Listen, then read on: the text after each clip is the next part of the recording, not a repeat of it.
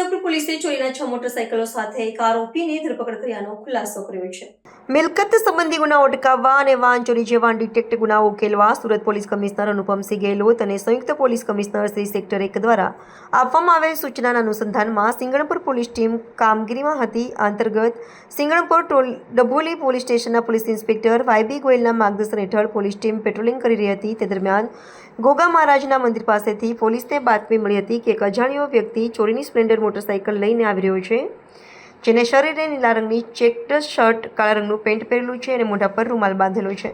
આ બાતમીના આધારે પોલીસ ટીમે ગોગા મહારાજના મંદિર પાસે વોચ ગોઠવી અને સૂચના અનુસાર આવતા વ્યક્તિને પકડ્યો. પૂછપરછ દરમિયાન આરોપીએ પોતાનું નામ જીગર પ્રવીણભાઈ સરવૈયા હોવાનું જણાવ્યું.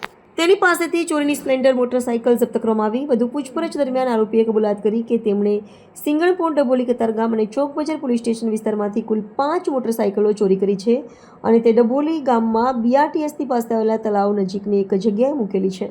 પોલીસ ટીમમાં head constable Ranjitsinh Bharatsinh, police constable Akshaykumar Tusharbhai અને પોલીસ કોન્સ્ટેબલ સુરેશભાઈ ખીમજીભાઈને આ સફળ કામગીરી કરી હતી.